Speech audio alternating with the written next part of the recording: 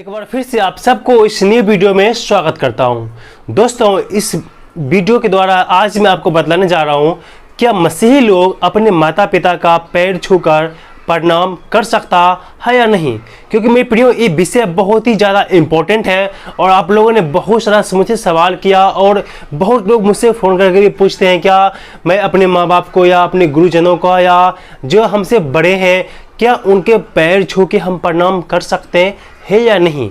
क्या अगर जो हम प्रणाम करेंगे तो क्या हमको पाप लगेगा, क्या ईश्वर मुझे पापी ठहराएगा। तो मेरे प्रियो, अगर जो आप जानना चाहते हैं क्या हम मसीह हैं, ईश्वर में विश्वास करते हैं, तो क्या अपने मम्मी पापा का या अपने से बड़ों का गुरुजनों का हम पैर छू के प्रणाम करना सही है या गलत।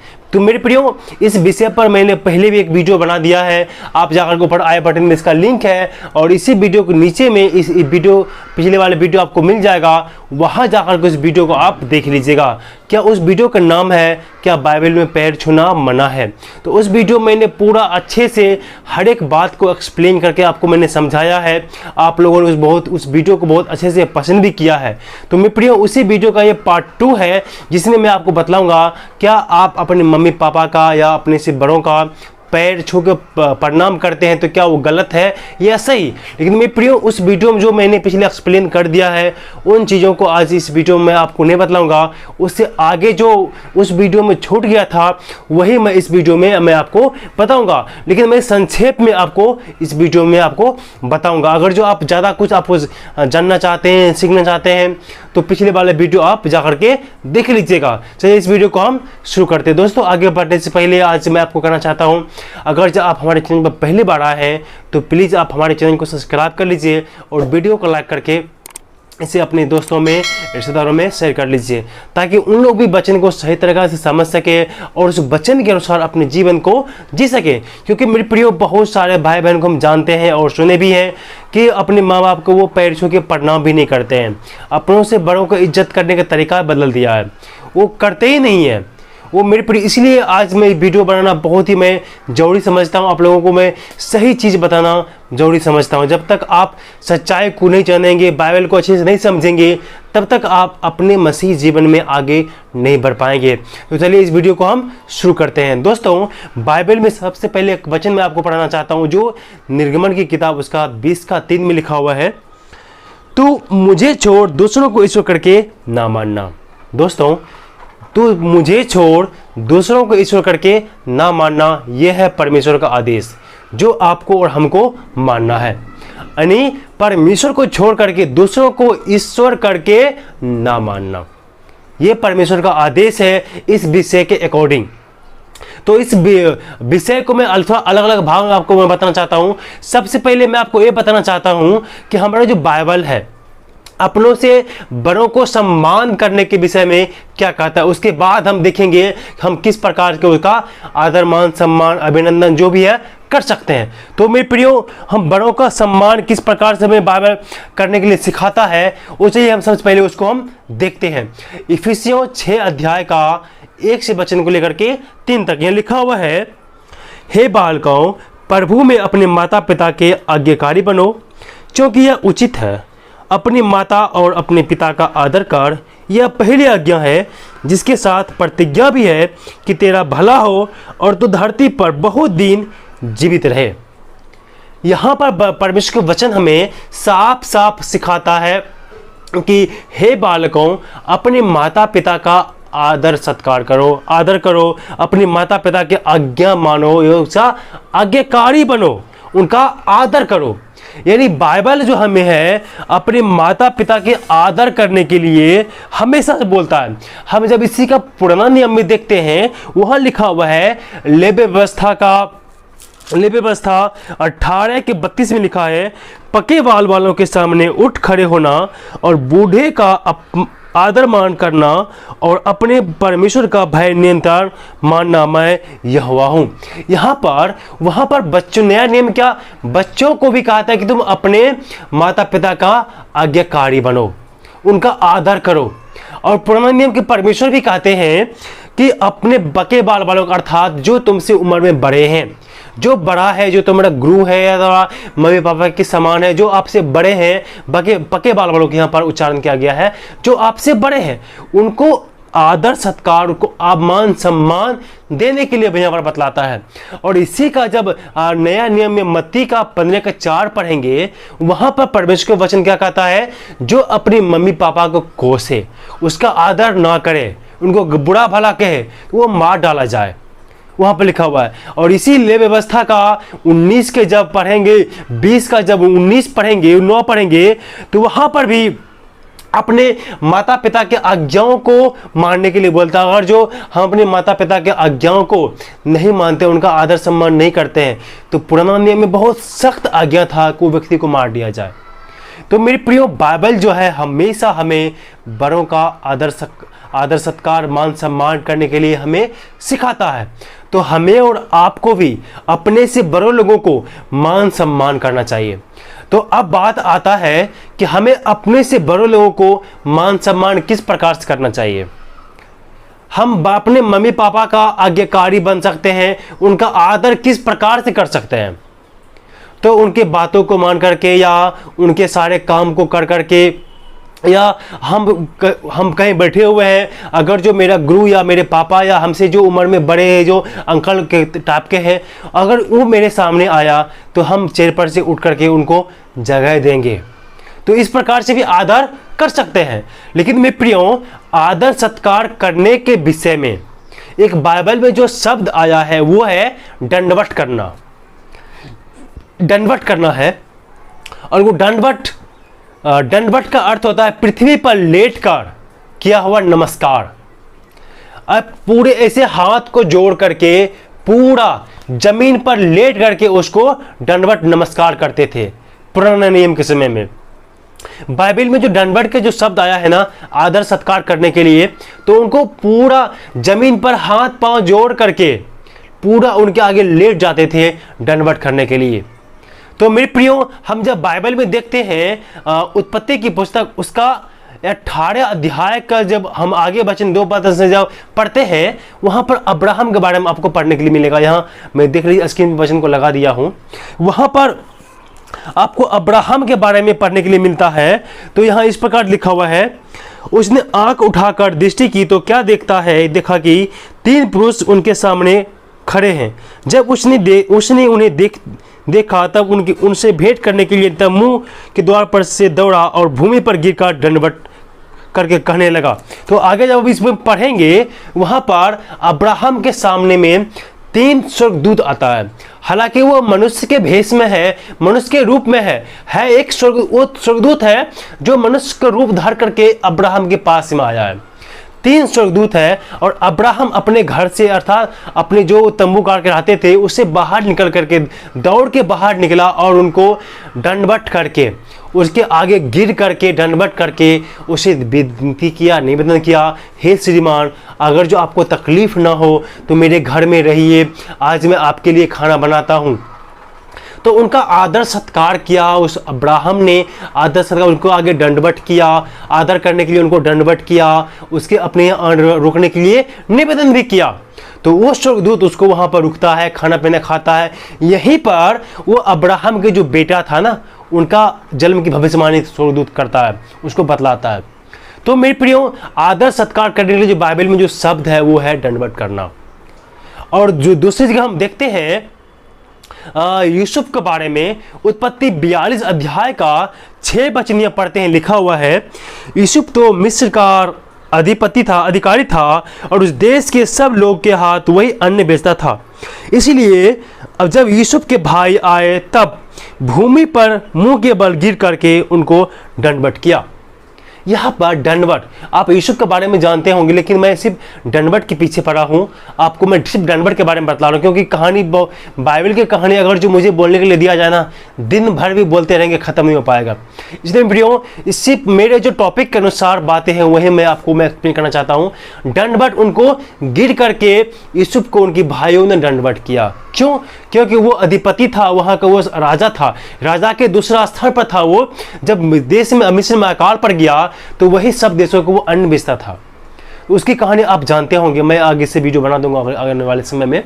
तो वहाँ पर उनको इज्जत देने के लिए, सम्मान देने के लिए उसके आगे में उसने दंडवत किया, उसके आगे में झुक करके प्रणाम किया, वो उनको दंडवत किया। तो चलिए, वो तो उस समय की बात है। और मेरे प्रियो, आपको मैं जानकारी के लिए बता दूं, पुराना नियम बाइबल जो है और जो नया नियम है, पुराना नियम और नया नियम के बाइबल के जो बीच में आपको एक पन्ना मिलेगा, ये पेज मिलेगा, जो पेज सादा है, उसका बहुत बड़ा राज है उस पेज में। उसके क्या राज है? पुराना नियम बाइबल और नया नियम बाइबल, पुराना नियम और नया नियम की जो बीच की जो दूरी है ना, 400 साल का है। जब पुराना बाइबल का लिखना खत्म हो गया, जब नया नियम के समय आने वाला था, तो बीच में 400 साल का गैप है मेरे मित्रों। ये छोटी मोटी समय नहीं है, बहुत लंबा समय है। पुराना नियम का समय और नया नियम का समय में 400 साल का गैप है। 400 साल तक कोई परमेश्वर बात नहीं किया, कुछ एकदम पूरा साइलेंट रहा, जिसको मध्यकाल बोलते हैं। 400 साल के बाद यीशु मसीह जन्म लिया। भविष्यवाणी उनके 400 साल के बहुत पहले हुआ था, लेकिन 400 साल के बाद यीशु मसीह संसार में जन्म लिया। तो पुराना नियम और नया नियम की जो दूरी है, कितना है? 400 साल का दूरी अंतर है बीच में। तो पुराने समय में जो प्रणाम करने का जो तरीका था दंडवत करने का, वो झुक करके वो पृथ्वी पर लेकर के प्रणाम करते थे। और चलिए, हम पहले यीशु के समय में आते हैं। यीशु के समय में जो दंडवत के भी तरीके थे और जो समाज में इज्जत सम्मान देने के लिए जो तरीके थे ना, वो था चुम्बन से अभिनंदन करना। लोग जब मिलते थे तो गले लगते थे और सर के ऊपर में कभी यहाँ में वो चुम्बन लेते थे, अभिनंदन करने के लिए, स्वागत करने के लिए, इज्जत करने के लिए। आपने देखा होगा यहूदा इस्करियोती भी यीशु मसीह का अभिनंदन करने के लिए चुम्बन लिया था। हालांकि वो पकड़वाने के लिए लिया था, लेकिन उनको अभिनंदन करने के लिए चुम्बन लिया था। उनका मनसा कुछ और था, लेकिन अभिनंदन करने के लिए उसको सर पर चुम्बन लिया, गले लगा। तो यीशु के समय में, यहूदी के समय में अभिनंदन करने के लिए, स्वागत करने के लिए, इज्जत देने के लिए गले लग रहा था, हक करते थे और चुम्बन लेते थे। और अभी भारत को छोड़ करके आप जाइए अमेरिका में, अमेरिका के लोग पैर नहीं छूते हैं, दंडवत भी नहीं करते हैं, हाथ मिलाते हैं, कितना गले लगते हैं और फिर चुम्बन लेते हैं सर पर किसी को। तो उनका कल्चर और हमारा कल्चर, उसका सामाजिक स्थिति, हमारा सामाजिक स्थिति बिल्कुल अलग है, बिल्कुल अलग है। अभी हमारे भारत की जो सामाजिक स्थिति है, अगर जो किसी को हम चुम्बन से अभिनंदन करेंगे तो लोग क्या समझेंगे? अगर जो किसी को हम लड़का चलो गले मिल लिया, मान लीजिए हमसे कोई मेरी मैडम है, टीचर है, उनको हम गले लगेंगे तो लोग क्या सोचेंगे? हमारा सामाजिक स्थिति उस समय के अनुसार अलग है। जब पुराना नियम का बाइबल काल था तो और नया नियम की जो बाइबल काल है, 400 साल का फर्क है। और यीशु के समय में और हमारे समय में कितना साल का फर्क है?